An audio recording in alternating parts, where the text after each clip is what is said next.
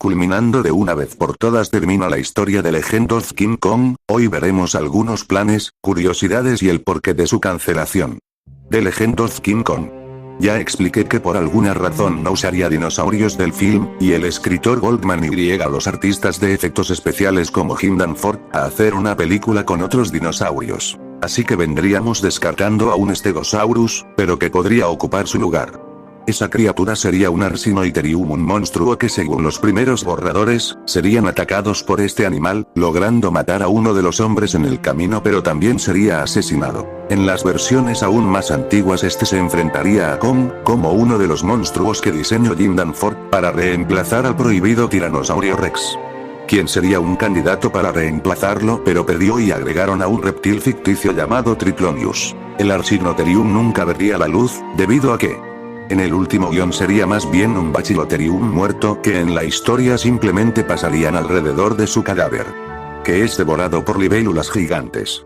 Anteriormente, aunque no se ve, se da a entender que fue asesinado por la bestia llamada Triclonius. El Triclonius, por cierto, originalmente se añadiría a la escena de la novelización donde Kong se enfrentaría a 3 bestias de 3 cuernos, añadiendo como aparición al principio que saldrían de la tierra.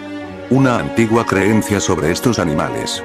Y Kong los derrotaría con trozos de asfalto y lo que haría que se hundieran. En el primer borrador, Kong al tirar a los hombres del tronco, como en la novelización, aparecería del otro lado un Triclonius.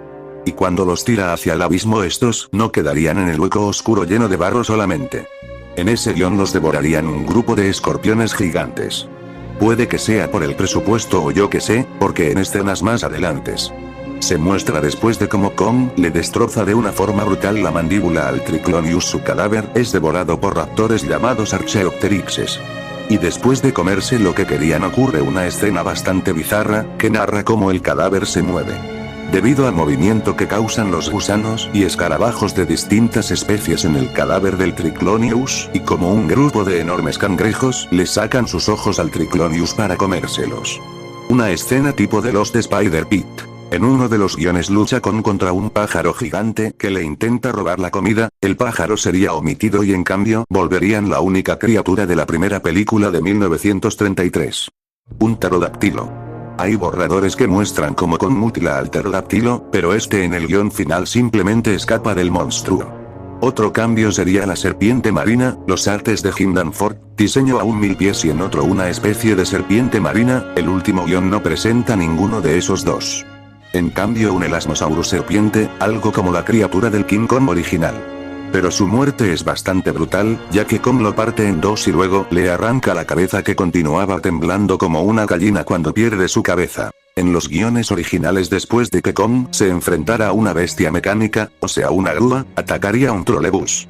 El ataque del trolebús se eliminó, pero la batalla de la grúa continuó hasta el final.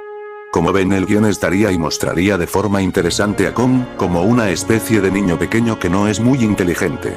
Pero en los efectos especiales sería algo diferente. Al principio incluso habían creado un arte conceptual de la armadura del Triclonius que llevaría adentro. Esto es todo lo que llegué con el diseño de armadura Triclonius. Estaba particularmente orgulloso del diseño de las armaduras de los pies, y usé esta misma ingeniería para Timegate y Caveman. A algunos animadores no les gustaban los pies.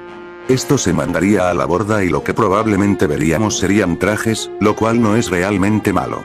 Hubo una proyección de prueba humillante con un traje de mono. Pero eso no significó que ese sería el traje final. Solo fue una prueba. Podría decirse que nos recordarían al traje de King Kong Live. Cuando empezaron a pensar que podrían poner para descartar al Brontosaurus, se pensó en un anfibio gigante. Fue eliminado y luego fue incluido un cobarde herbívoro, como se le describe en el guión. Un Parasaurolophus. El Parasaurolophus tendría una escena eliminada donde, al igual que la novela y la película, un hombre subiría por un árbol y este Parasaurolophus mataría al hombre. En el guión final solo se llevó una muerte. Universal anunció que comenzarían a filmar The Legend of King Kong el 5 de enero de 1976, para un estreno en un muy pequeño lapso de tiempo hasta otoño. El stop motion fue descartado y decidieron usar disfraces. Anteriormente, como ya dije, haciendo que la producción sea increíblemente rápida para hacer que Dino De Laurentiis cancele su película, porque esta tenía la fecha prevista hasta Navidad del 76. Esto hizo que se apurara más la película de Dino para hacer su película, lamentablemente tuvieron que descartar a su robot animatrónico, debido a que era imposible e incluso ahora hacer que un robot cobre vida literalmente, su sistema hidráulico se regaba y no daba para más que solo mover sus brazos. Y tampoco sostenía su peso. Así que decidieron totalmente usar un hombre con traje para casi todo. El diseñador Rick Baker no tuvo más tiempo de crear las máscaras de forma más realista y él se tuvo que meter en el traje de mono porque no daba tiempo contratar a alguien. Con excepción de escenas de Kong tomando a Dwan, todo era un disfraz. Incluso pensaron cancelar King Kong 1976 debido a que no terminarían la película en tan poco tiempo. Pero mejor decidieron demandar a Universal, se dictaminó algo obvio. El que tenía permiso de hacer un remake siempre fue Paramount y RKO era el dueño de la película original. Finalmente The Legend of King Kong se puso en pausa y después fue cancelada. Solo llegando a crear los guiones, storyboards y el concepto de la Skull Island de imágenes de prueba. En ese mismo juicio el juez dictaminó que los derechos de la historia y King Kong los tenía la familia del creador de Kong, Merian C. Cooper. A principios de los años 80, Richard Cooper vendió los derechos a Universal. Universal no podía hacer nada con el nombre de King Kong en películas. Debido a que durante todo este tiempo se estaba planeándose hacer una secuela de King Kong. Pasó por muchas etapas.